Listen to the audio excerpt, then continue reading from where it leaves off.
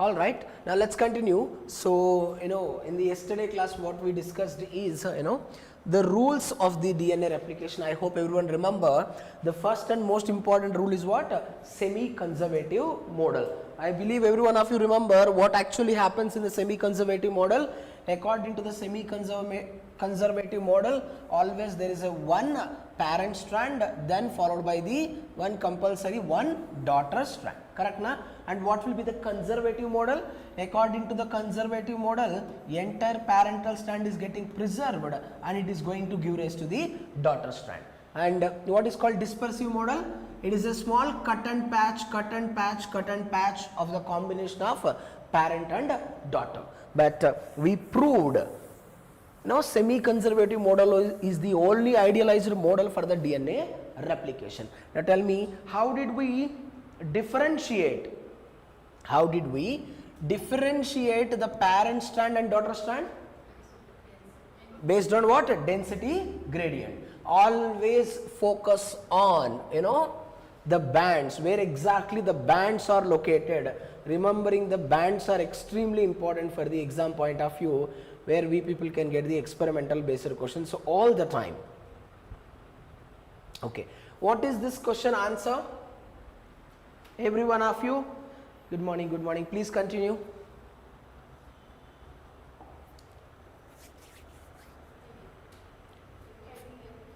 See the question.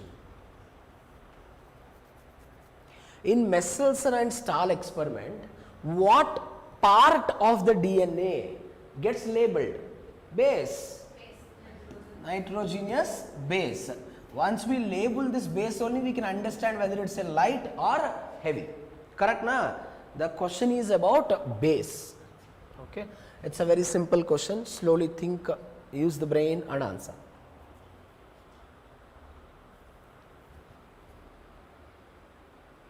Good morning.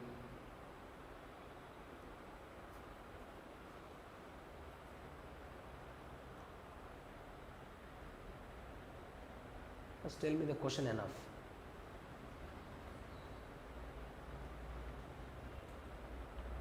You all know the answer, just you have to apply it. The question says that in the Meselson and Stahl experiment, where on the cesium chloride gradient would the following DNA will be found? They are asking the position of this DNAs, where they are found. Correct na? Double stranded DNA where both strands are labeled, which means is it a heavy or light? Double stranded DNA where both strands are labeled. Double stranded DNA where one strand is labeled, where no strand is labeled. Both strands are labeled means it is obviously heavy. Heavy will always settle at the low. Only one strand is labeled, which means, which is very good, wonderful, intermediate, which will be settling in the middle. Neither strand is labeled, light, where it will settle on the top. Correct na? So it just they are asking about the labeling. No point of getting confused. That is correct. That is correct. Everyone is correct. Slowly think and answer the question. Slowly.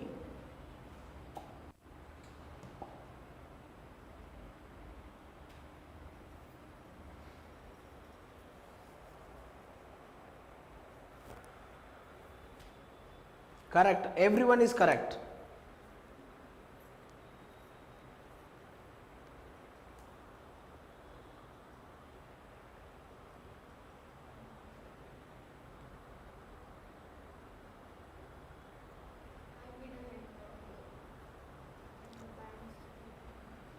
Alright, in Meselson and Stahl experiment, it's not at all required. Rounds of replication after switching light to N, total number of bands, position of the bands. Now you tell me, can I say generation 0, 1, 2, 3. Generation 0, what kind of band we will get? What DNA we get first? Only heavy, very good. So how many bands? Only one. Where the heavy will settle? Low. Clear. Generation 1, intermediate. So only one band. Where it is settled? Middle. Clear. Generation 2, light and intermediate, 2 bands. Correct na? Where they will settle, light will settle on the high, intermediate will settle in the middle. Anyway, same thing will repeat here also. Correct, no? Clear? Understand everyone? Easy to understand this.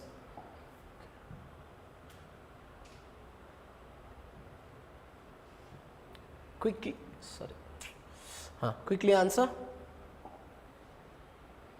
Very good, correct, Parul, correct. Hey, what happened? Anyway, we all commonly know that GC. Why GC? Because there is a presence of the triple bond. Okay. Okay. All right. Quickly answer the question, all of you. Simple question. Oh, yeah, this is coming correctly here. Sorry. GC, that's true.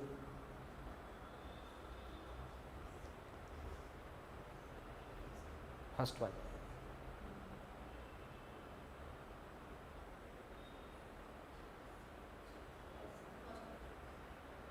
Others? First one. Third one. Okay. Others, what is the answer? I'll tell you 90% of the people why they don't qualify the exam is, it's not because they don't know the subject, because they never analyze the question. Okay. Look into the question carefully. No, whatever you said is correct. Look into this. The question says that a segment of the lagging strand of a DNA molecule having this sequence, right? Let's consider this is the leading strand, this is lagging strand, leading and lagging. And what they have written, in this lagging strand a small segment having this kind of sequence, 3 prime, AG, CG, AT, GT, AC, GC, 5 prime. Correct na? Till here. Clear? No confusions at all. Now all of you try to understand what is the next statement. According to this, what should be the sequence of DNA that is template for the complementary leading strand of this segment? Okay, now again look into the question. They are asking what should be the sequence of template for the complementary leading strand. Okay, anyway this is the what strand it is? Lagging. Here one parent strand is there compulsory, correct na? This is what strand? Here also one parent strand is there, okay, and they have not asked the sequence of leading strand. What they asked? Sequence of the parent strand. So obviously what will be the opposite sequence here? 5 prime to 3 prime, exactly opposite. And what will be the sequence here? 3 prime to 5 prime. Can I say that this and this are same? Yes or no? Then what will be the answer? Correct na? Understand? So the question says that what should be the sequence of DNA that is template for the complementary leading strand. The question is not about the leading strand, the question is about the complementary strand of the leading strand. Understand everyone? I think no confusions. No, the answer is 3, it's not 1. Alright, no problem. Alright, so in the yesterday class, if everyone very quickly recall, we have started studying about the rules of the DNA replication. Whenever we started studying the rules of DNA replication, first rule we understand semi-conservative model. What is the second rule? Starts at the origin. How many number of origins are there in the prokaryotic organisms? There is only one origin because it is a circular DNA and very small. Whereas in eukaryotes, multiple origins are there. Generally, we use the word called as replicator, right? However, we have taken E. coli as the standard example for the prokaryotics, and here we will take yeast as the best example. In case of a yeast, the replicator having other name called as ARS. Correct na? Autonomously replicating sequence.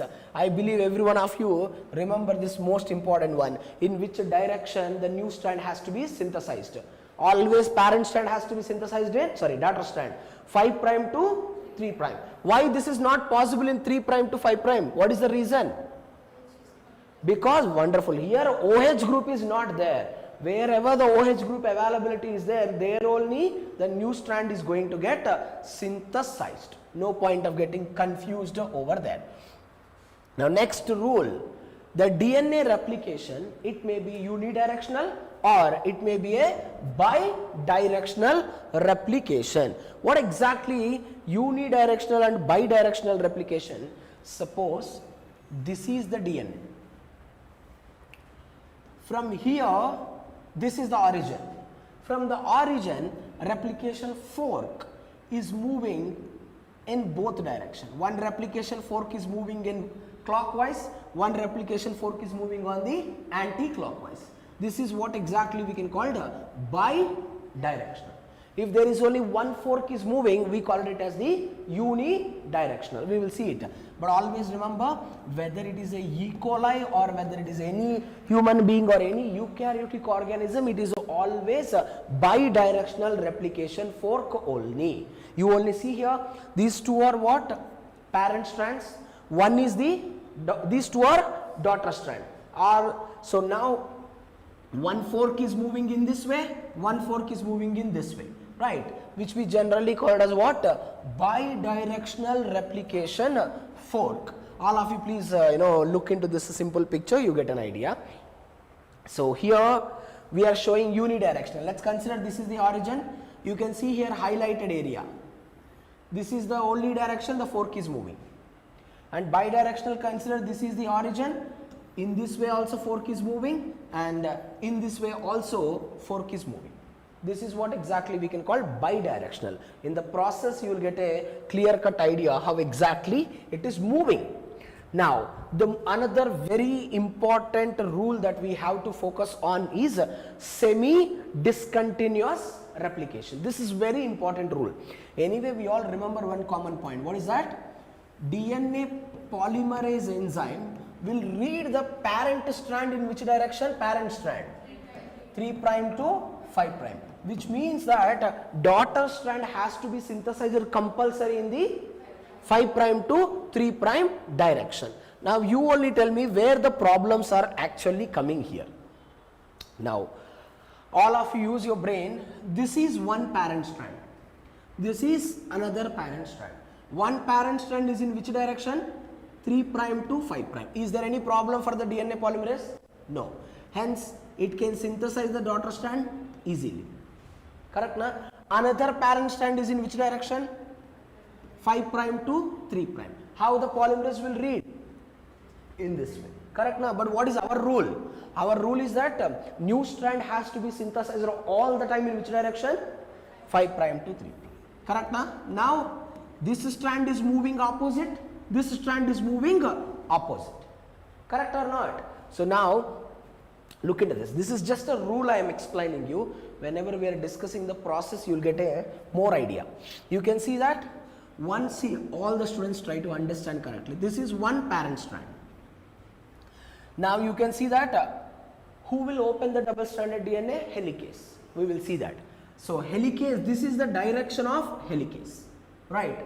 Now what is this daughter strand is moving in which direction? 5 prime to 3 prime. Can I say that this daughter strand is always moving towards the helicase? Whichever the direction helicase is moving, we call replication fork.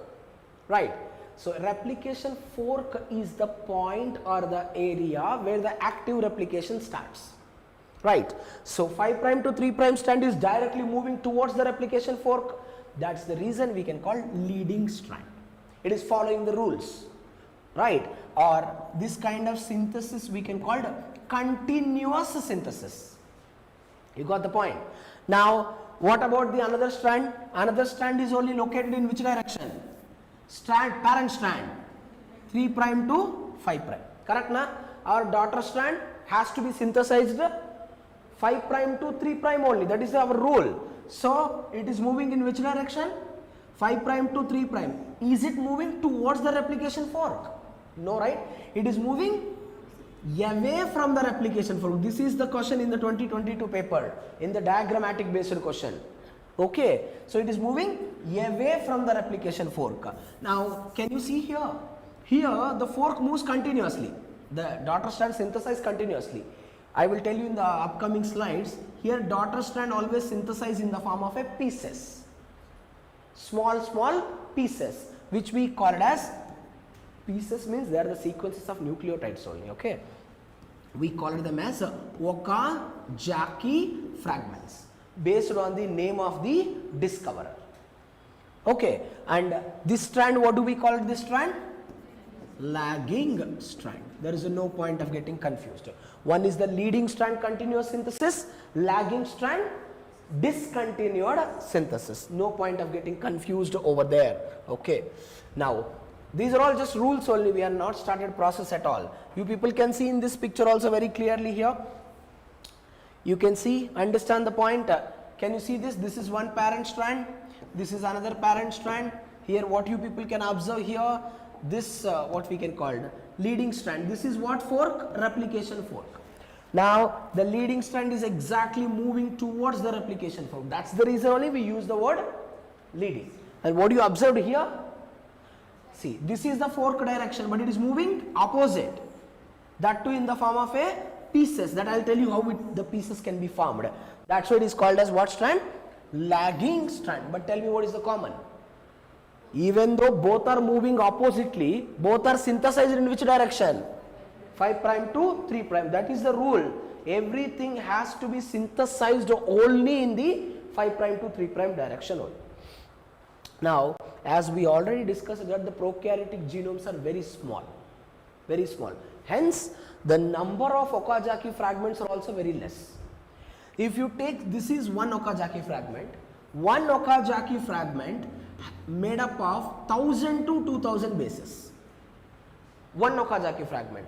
Like that, how many Okazaki fragments are there? I can say that a few thousands. That's all. That's all. Few thousands of Okazaki fragments are there. But one Okazaki fragment having 1000 to 2000. This is in prokaryotes. But if you look into the eukaryotic organism, one Okazaki fragment is very small.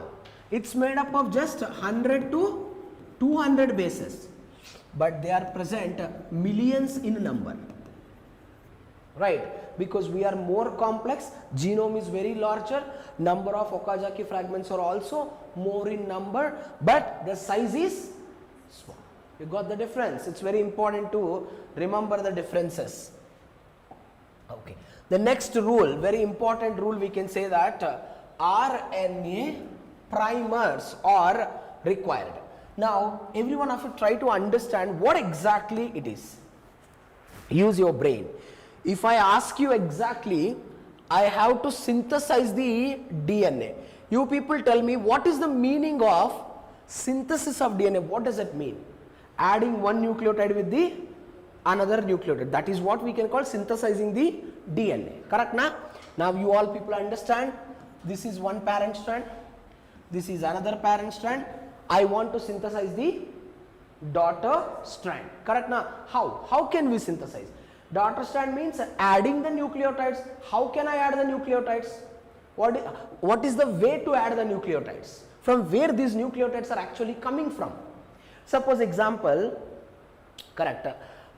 In the olden days you might observe, especially in the villages, we are having borewell pumps. Remember how the water comes from the borewell pump? First we will add little bit water. Anyone seen that? We'll add little bit water into the borewell pump, will pump continuously, water comes from the underground. So what we have done there? We just added little water to get more water, right? To create the pressure. Same thing. What is my ultimate goal? I want to synthesize continuous daughter strand. Daughter strand is made up of millions and millions of nucleotides.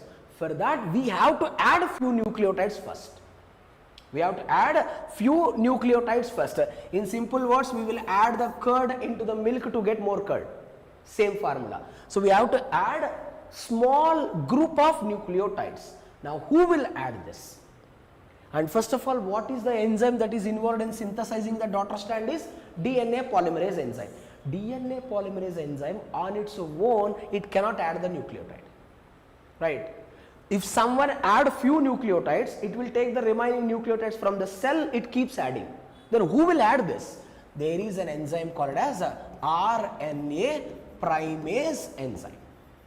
Okay, what is that? RNA primase enzyme. What we are adding? A stretch of nucleotide, a group of nucleotide. We call it as a primer. What is that? Primer. Primer is a small stretch of the nucleotides. Now 90% of the students will get a valid doubt. Sir, why we are adding RNA primer? We are synthesizing the DNA. Correct na? Because we don't have a DNA primase which can add the DNA primer. Hence, once the replication is over, we will remove it off. So to initiate the because it is not required in the DNA. To initiate the replication, RNA primase is the enzyme that adds the primer. What is the length of this primer? If you take a human body, the length of primer is just 11 plus or minus 1 nucleotide. That's all. Very small. In vitro, we all perform the PCR. In the PCR, it will be around 60 nucleotides. That's all. So we add the primer here. Then polymerase enzyme will come and it will elongate it. You got it? And what about here? Always remember, I will show you in the animation. Leading strand, we always add only one primer. In the lagging strand, we will add multiple primer. So one primer, one Okazaki fragment. One primer, one Okazaki fragment. One primer, one Okazaki fragment. We will discuss why like that in the lagging strand. So primers are the ones which are a small stretch of nucleotides added by the RNA primase enzyme to initiate the process of the DNA replication or the daughter strand synthesis. No point of getting confused over there. Easy to understand. Next, final rule is fidelity or accuracy. As we all said that we are replicating billions and billions of the nucleotides, right? And what is the major enzyme that is involved here? DNA polymerase enzyme. It is a really versatile enzyme. Even though it is adding great number of nucleotides, very rarely it makes the mistake. On average, out of 10 power 6 to 10 power 7 nucleotides it added. We can say that out of 10 lakhs to 1 crore nucleotides that it add, it just make one mistake. So that much accuracy it will follow. But the point is that even though one mistake occur, if we don't repair that, obviously it passes to the next generation, leads to mutation, causes lot of genetic disorders. So we have to resolve it, that also compulsory. How we will do that is by using DNA repair mechanisms. We will read it in a separate concept. Now you see this DNA polymerase, it synthesizes the daughter strand in which direction? 5 prime to 3 prime, correct na? Proofread in which direction? Opposite. Proofreading is in which direction? 3 prime to 5 prime. You are getting me? So as a part of the proofreading, if it identifies that whatever the nucleotide it added, that is a wrong nucleotide, it will remove it. I will tell you in the upcoming slide very depth. It remove it, then it replace with what? Healthy nucleotide. Then only it will be continued. Understand? These are all various rules of the DNA replication. So we just read only rules. Now we people has to focus majorly on the, the enzymology. So first we have to focus on the enzymes. After focusing on the enzymes, then it is extremely easy to understand the process. 90% of the questions that we people get in the exam exclusively comes from the enzymes. If you don't understand enzymes, it is highly impossible to understand the process. Everything comes from the enzymes. Okay. Now let's try to understand very clearly what kind of enzymes are involved. Now you people only tell me. First, all of you understand. This is what DNA? Parent DNA. Both strands are connected with what? Hydrogen bonds. So what is the first enzyme that is going to break down the hydrogen bonds? Helicase is the enzyme break down the hydrogen bonds. Simple. Now whenever we break down the hydrogen bonds, what is going to happen? Two strands got separated. Correct na? Now whenever the two strands got separated, there is a great possibility that two strands again rejoin. Correct na? What I broke is just hydrogen bonds. Joining hydrogen bonds is a very easy process. There is a possibility that rejoining occur or re-annealing occur. Sometimes when I separate the two strands, these single strand undergo coiling like this. I want to prevent the coiling, I want to prevent the rejoining. In simple words, I want to make them stable. So for that reason, what enzymes we will add? SSBPs, single stranded binding proteins, which never allow the two strands to rejoin, which never allow two strands to coil. Then very important one, what is the first enzyme that started it? Helicase. You know, helicase moves very fast. It moves in such a way that it breaks 1000 base pairs in 1 second. That much fast it will move. So whenever it is moving so fast, it created tension on the DNA, lot of pressure on the DNA. Because of pressure, DNA undergo the coiling. Continuous coiling it will undergo. So to release that stress or tension or torsion, we use an enzyme called as topoisomerase. Correct na? Now finally we remove the stress also. Now what should we have to do now? We have to add the primer, obviously. So who is coming into the picture now? Primase is the enzyme, will add the primer. Correct na? Then the real versatile enzyme will come, that is what? DNA polymerase will start synthesizing the daughter strand. Finally ligase is the enzyme will come and seal the nick or seal the gap. No point of getting confused over there. So all of you please try to understand the concept very correctly. So the first enzyme, helicase, is the enzyme which is separating the two strands. Correct na? SSBs are the one which prevents the re-annealing. Right? Then topoisomerase is the enzyme which prevents the torsion or tension by breaking the DNA. We will see it. Number 4, primase will come and add the primer. Polymerase will start synthesizing the new strand. Ligase will come and seal the nick. Correct na? Now among all, which is the most important enzyme? Most important, DNA polymerase. Okay, because this is the one which is actually involved in the synthesis of DNA. 100% you will get the question from enzyme. Every enzyme is important. The most important is the polymerase, topoisomerase as well as the ligase. We have to read a lot of experimental based questions comes into the exam. Alright, now every one of you use your brain. DNA polymerase enzyme, correct na? What it is dependent? Is it a DNA dependent or RNA dependent? DNA dependent DNA polymerase. What it is required if it wants to synthesize the daughter strand? What it is required? It requires the template, correct na? Which is called as the parent strand. What else it required? Primer. Without primer, it cannot. Right. Now, the question is very clear. Can we call every single enzyme as the DNA polymerase? No. And how I'll show you how exactly the DNA polymerase looks like is a human right hand. Human right hand having finger region, thumb region, palm region. Okay, we'll discuss it. Now, in every enzyme you cannot call it as the DNA polymerase enzyme. If any enzyme wants to act like a DNA polymerase, it should possess 3 major characteristics: processivity, polymerization rate and proofreading. Whenever it follows these 3, then it will become powerful DNA polymerase enzyme. Tell me what is called processivity and polymerization rate. In very simple words, I can tell you, polymerization rate means how many number of nucleotides we are adding. Processivity means at what rate we are adding, at what speed we are adding, at what accurately we are adding. So in simple words, I can run 10 kilometers without stopping. So 10 kilometers, what it will become? Polymerization rate. I will run without stopping. That will become what? My processivity. So processivity is ability or capability of an enzyme to perform multiple cycles. Polymerization means how many number of nucleotides it is adding before it's fall down from the DNA. And proofreading means checking the errors. If it is not checking the errors, what is the point of adding the nucleotides? When it possesses these three characteristics, then only that enzyme can become exact DNA polymerase enzyme.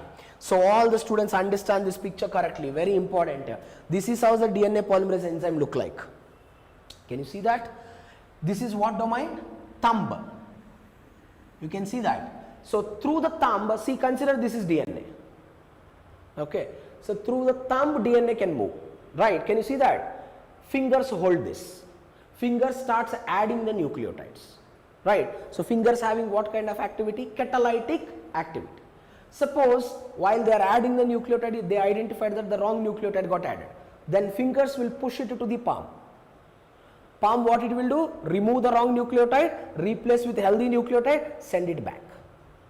In this way, it is keep on adding the nucleotide. So this is the palm region, this is the thumb region, this is the exonuclease domain, means which identifies the proofreading or which identifies the wrong nucleotide. I will just show you quickly.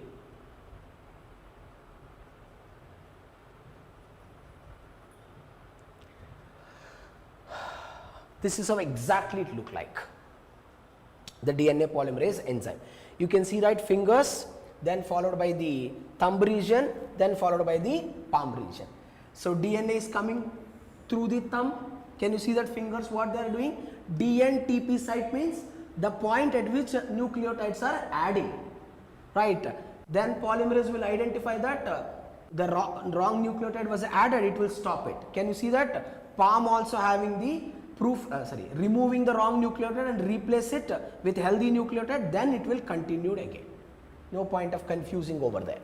Now, this is what a simplest structure of the polymerase enzyme.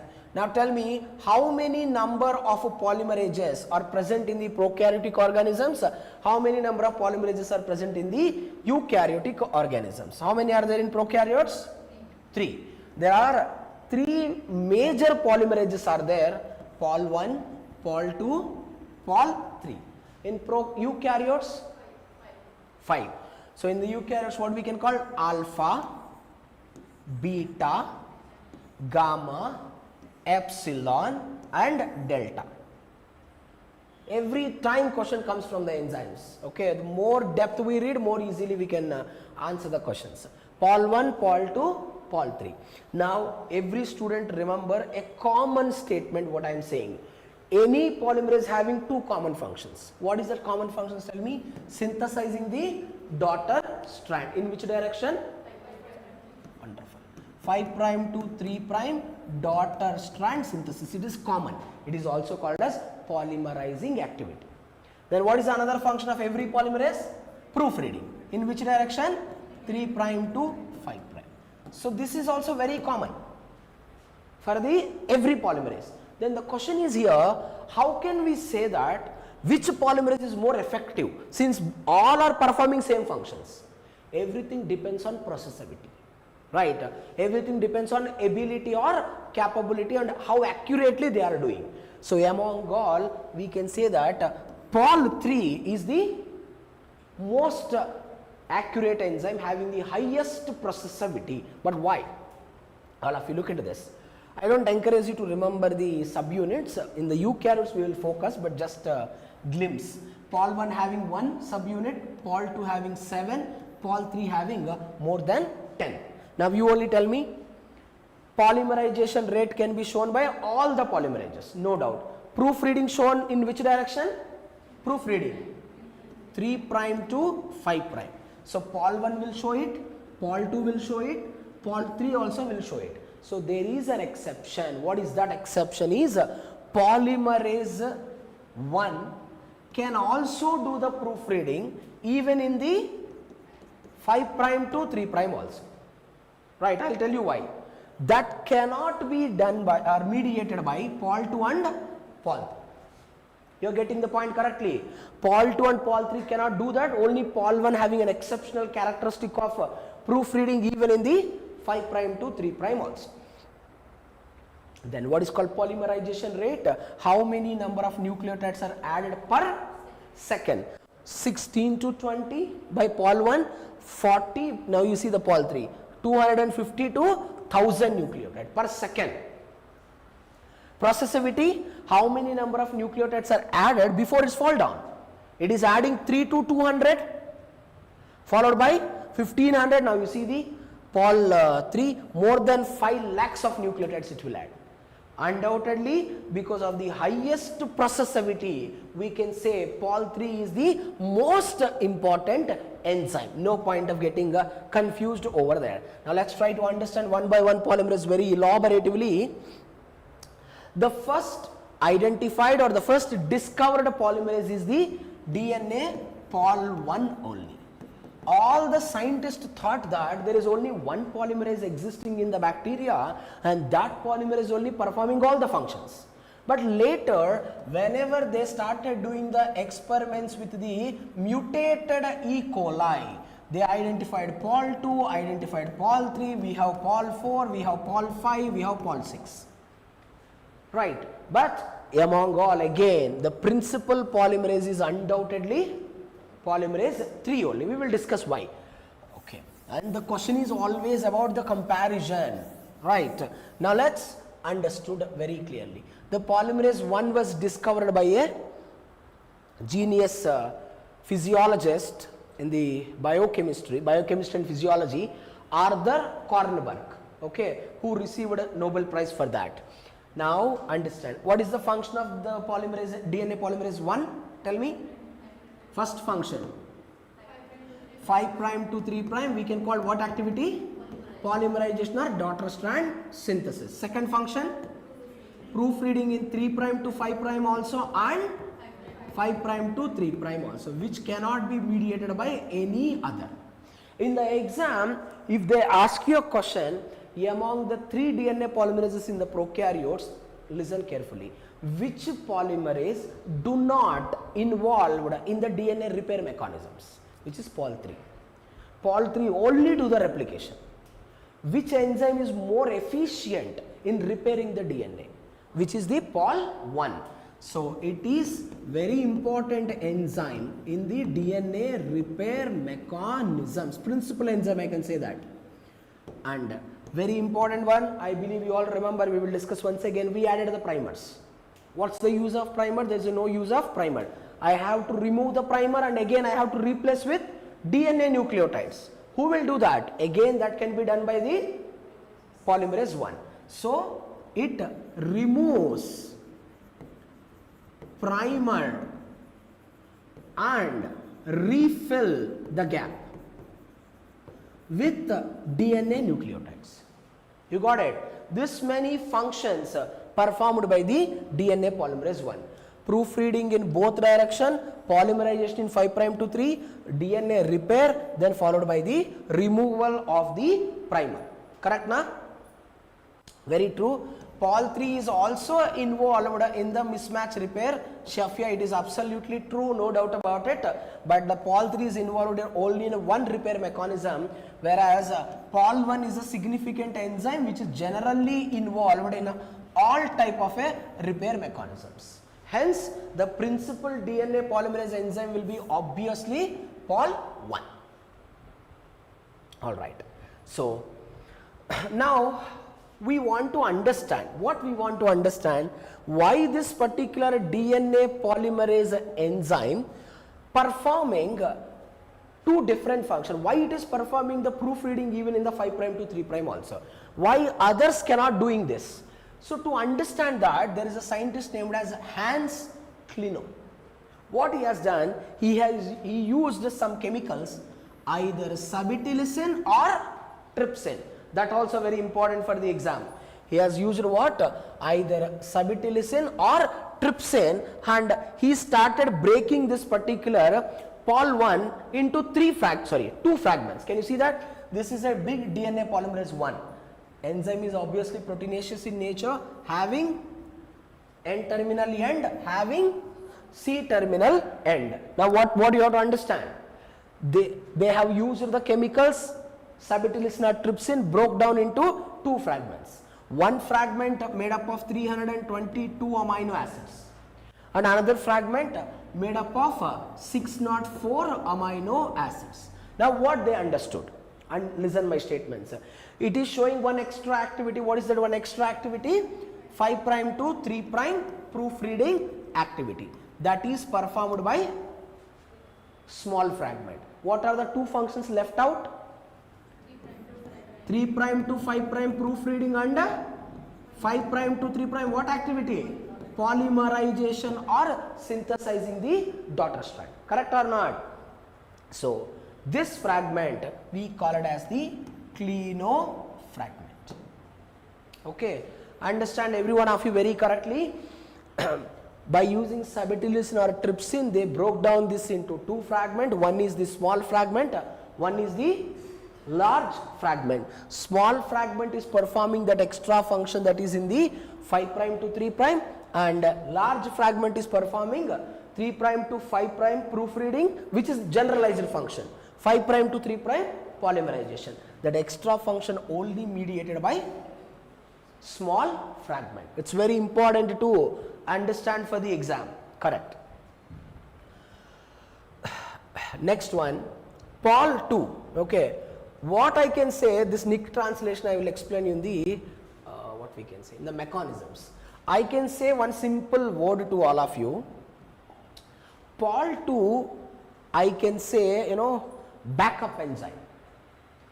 So PART-02 also having what kind of a roles PART-02 also having, since it is also a normal polymerase? 5' to 3' polymerization, 3' to 5' proofreading, and it is having minimal role, very minimal role in DNA repair. Very minimal role it is having in the DNA repair. But even though it is performing all the functions, why we are not using this? So whenever PAL1 and PAL3 are not functional, then we start using this PAL2 as a backup enzyme. One of the major reason we are not using is it is having limited function and limited processivity. Right. Now the king of all the DNA polymerases is the polymerase 3. The most important one, you people has to focus on this. Very important, no point of getting confused here. You can see this statement, it is a heterodimer. What is this? Heterodimer. So it's not a single unit. Everyone remember, it is having more than 10 subunits. That's a very important statement to be remembered. And listen everyone, it is having the highest polymerization activity. So it is not directly involved in the DNA repair mechanism. It is only responsible for what purpose? Elongation. It is not at all removing the primer also. Primer again removed by PAL1 and that gap also refilled by PAL1. It is only responsible for the process of elongation. No point of getting confused over there. Now all the students try to understand. I'll explain twice. All of you understand the parts of the polymerase very correctly. No point of getting confused. So most of the students will think that, suppose this is one parent strand, this is another parent strand, and this is one daughter strand, this is another daughter strand. So most of the students will think that this one parent strand and one daughter strand can be held by one DNA polymerase 3, and these two can hold by another DNA polymerase 3. That is absolutely wrong. Both can hold by single DNA polymerase only, because DNA polymerase is what? Dimer. You are getting the point. So this will hold one parent, one daughter. This will hold one parent and one daughter. You are getting the point. We'll see that. We'll see that. In the animation it will be very effective. Look into this. All the students focus on the parts correctly. This PAL3 having more than 10 subunits. See this? It is having a core subunit. What is that? Core. When I use the word core, core is the one which shows the catalytic activity. That is important. What is catalytic activity means? Adding nucleotides. That's the major one. So the core consists of alpha, epsilon, theta. Can you see that? Alpha, epsilon, theta. What are the core functions? What are the core functions? Very good. First function is what? Polymerization. Very good. 5 prime to 3 prime. Next major function, proofreading. 3 prime to 5 prime. Simple. So alpha can perform 5 prime to 3 prime polymerization. Epsilon will perform 3 prime to 5 prime proofreading. Then what theta will do? Just theta act like an accessory protein, helps. Theta stimulate the editing function of epsilon, nothing else. So theta stimulates the editing function of epsilon. Major functions performed by alpha and epsilon. No confusion. Listen, carefully listen to me. Now the next point. How many dimers are there? 2. There are 2 dimers. How can I join 2? Because both differently they can't hold it. First they have to be joined, then they can hold both. So how can we join them? So the joining will be mediated by a dimer called as a tau. What's that? Tau. Tau dimer is the protein which holds 2 core units. Now use your brain. From the starting of the lesson I am saying that polymerase 3 is most important because of what? Because of highest processivity. Why? How it will get that processivity? There is a protein helping in that processivity. We call it as beta clamp. You getting me? Beta clamp is the name of the protein that help to increase the processivity.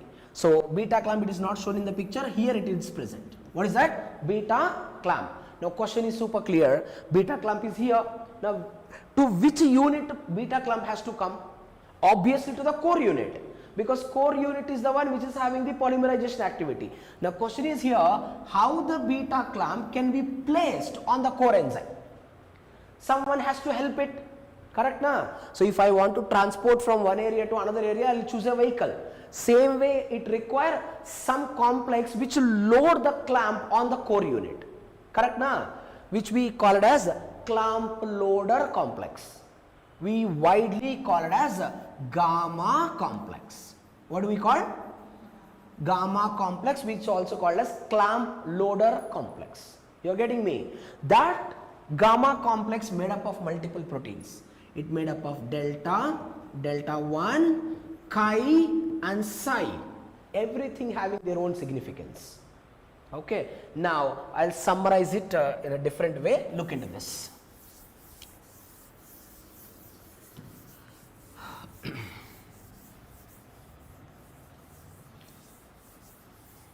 So only alpha, epsilon, theta. What do we call it as?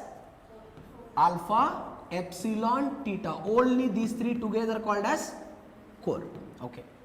Now whenever the core added by tau, core plus tau, we call polymerase 3 star. You getting me? Okay. Now polymerase 3 star added with what complex? Gamma complex. What do we call? Polymerase 3 prime. Polymerase 3 prime. When polymerase 3 prime combined with what is the last protein? Beta clamp. Then we called polymerase 3 holoenzyme. Holo means complete. You are getting the points, no confusions at all. I will show to all of you once again. Every one of you, try to, I think I said reverse. Okay. Now, listen all of you, no point of getting confused. I think I said one point reverse. Alpha, epsilon, theta. Call it as what enzyme? Core. Correct na? No confusion. When it is added by tau, it is called polymerase 3 prime. Polymerase 3 prime. Then tau, when it is added by what complex? What complex? Gamma complex. It is called as polymerase 3 star. Okay. Prime is first, star is later. What does the gamma complex made up of? I told you delta, delta prime, chi and psi. Finally polymerase 3 star adding with beta clamp, because without that nothing will happen. Then we call it as a holoenzyme, okay, which we also call it as a complete enzyme. Okay, clear everyone? Correct, it's reverse. Clear everyone? No confusion, right? It's very correct, it's reverse. It's very important to understand. Now look into this beautiful picture. Now you have to understand very clearly how exactly this polymerase 3 associated with beta clamp. All of you look into the picture correctly. Can you see this? This is the beta clamp. You know, how does the beta clamp look like? It looks like a C, right? And what is this? DNA. Now see here, compared to DNA, beta clamp is so big, very big, right? The beta clamp, which is a C-shaped structure having an external diameter of 80 angstrom, and internal diameter is how much? It is around 35 angstrom, correct na? So there is a huge space is located, very big space is located. Now the question is here, what happened to because DNA is located centrally. Now what about this space? This entire space occupied by water molecules. Okay, this once again understand everyone, this is the C-shaped structure of the beta clamp having external diameter, internal diameter, remaining space completely occupied by the water molecule. Now question is super clear, how the beta clamp can be connected to the DNA? That is important here. DNA is what charged? Negatively charged. Beta clamp having a lot of positively charged amino acids. You are getting my point? Hence, all the positively charged amino acids of the beta clamp associated tightly with the phosphate group, which is negatively charged of the DNA. You are getting? That is how the beta clamp associated very tightly with the DNA increase the processivity of core enzyme, then replication occur more accurately. Understand? It's a very complex mechanism. It is not that much simple mechanism. Now use your brain, try to understand the concept. We never predict from where they will give the question. Okay, extreme depth we all people has to learn all the time. Again there is a question in the exam, loading and unloading of the beta clamp on which enzyme? Core enzyme. It is strictly ATP dependent, strictly. Okay, all of you pay attention towards the concept. This is what enzyme? Core. Core enzyme only required what clamp? Beta clamp. Can you see that this is the beta clamp? And tell me what is in between? Gamma complex, correct na? So what is the question here? Gamma complex having the highest affinity towards the beta clamp compared to which enzyme? Core enzyme. Now you tell me, if I want to combine core enzyme with the beta clamp, what I have to remove out? Gamma complex I have to remove out. Gamma complex contain what? Delta, delta prime, chi, psi. In that delta prime is ATP dependent. Okay, so now what happens? Look at this. But till now it is not associated with the DNA molecule. Correct or not? Now this, understand everyone, whenever this entire complex will come and attaches to where? DNA. Can you see that? The moment it attaches to the DNA, what happened? ATP hydrolysis occur. When ATP hydrolysis occur, which is getting released out? Which is releasing out? Gamma complex. Then can you see that? The affinity between the beta clamp and core enzyme become doubled. Hence it attaches very tightly. Core enzyme all need is the beta clamp, then it increases its processivity greatly and it can continuously synthesize the DNA. Now you only tell me what might happen in opposite. Now DNA replication is over.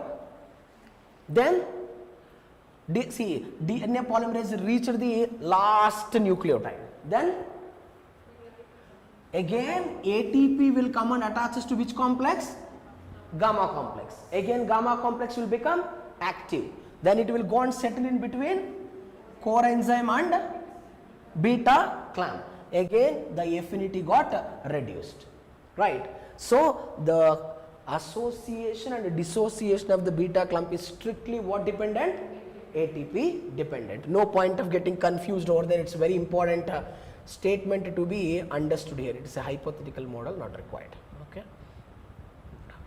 So we already started the proofreading. Okay. That is what prokaryotic DNA polymerase enzymes. Now they are very simple. Anyway, prokaryotic organism itself a very simple organism. Hence, the process also is not complicated. Okay, only the complicated is regulation. We will see that elaboratively.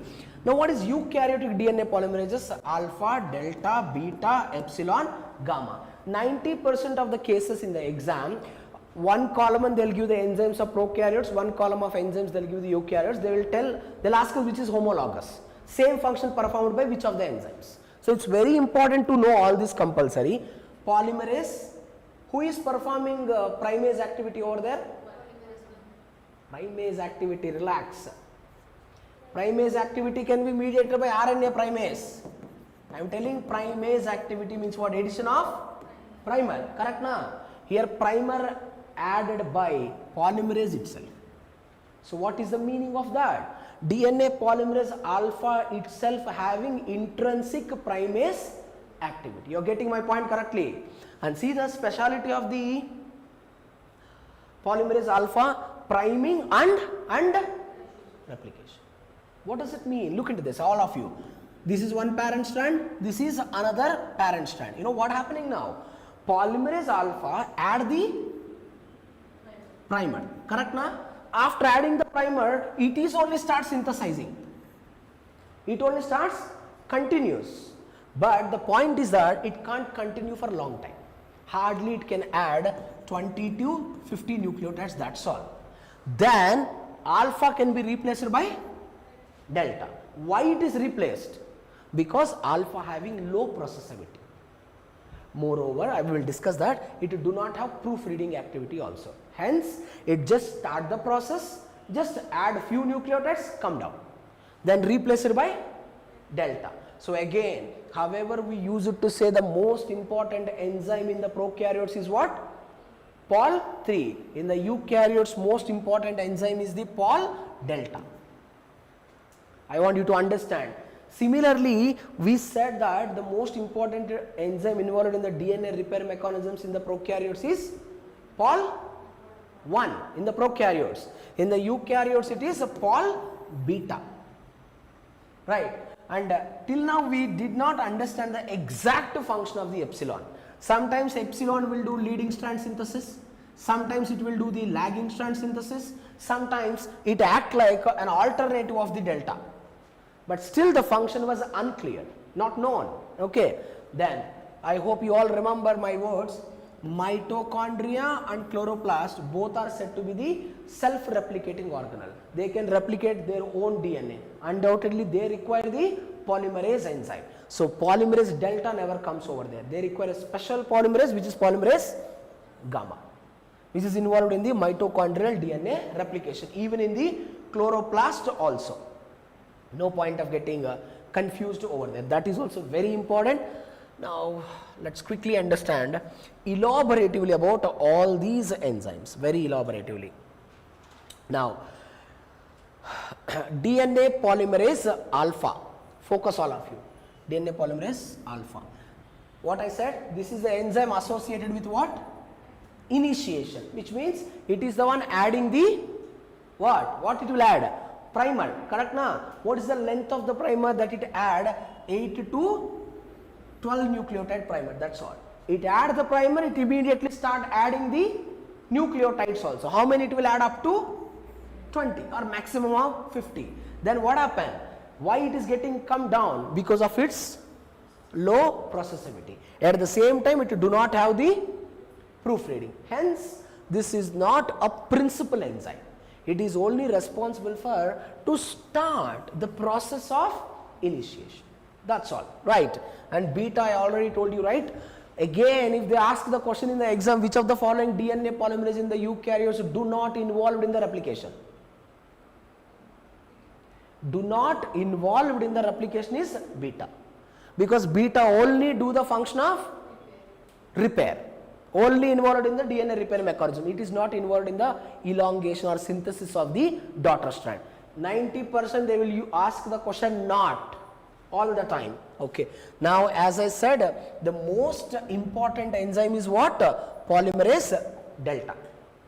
This is the most important enzyme we all people has to understand compulsory. Again, very important for the exam, which most of the people tend to neglect, their subunits. Okay, that small word makes you choose the wrong statement. So, DNA polymerase 3 is what? Dimer. Correct na? What we can call homodimer. Is it heterodimer or homodimer? Polymerase 3 in the prokaryotes. It is having alpha epsilon theta, two different units. That is how many? Only 2. Here you see this, it is trimer. You are getting the point. That is very important to understand. That is the dimer as well as this is the trimer. No point of confusion over there. And why I said most important it is, why I said, what is the reason? Because of highest processivity. In the prokaryotes we said polymerase 3 is more important. What is the reason? Highest processivity. The highest processivity given by what protein? Beta clamp. But is there any beta clamp in the eukaryotes? No. Then the function of beta clamp can be replaced by PCNA. So this is also direct question. PCNA, proliferating, I will tell you, cell nuclear antigen. This is the protein which attaches to the polymerase delta, increase its processivity.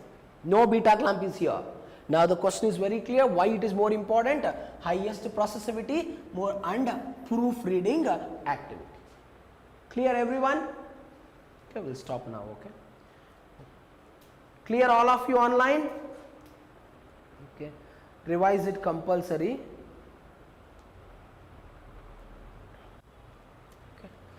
Okay, revise it, reminding, we'll continue in the next class. Okay. Okay. I'll take the class on Sunday also. Okay. We'll finish it a little faster. Okay. Then I'll focus on developmental biology and genetics. Okay, clear everyone? Okay, all right. Okay. So tomorrow also we'll continue the same time, 9:30 to 10:30 and 10:45 to 11:50 will continue. Okay. All right. Thank you all. That's all for now. All right.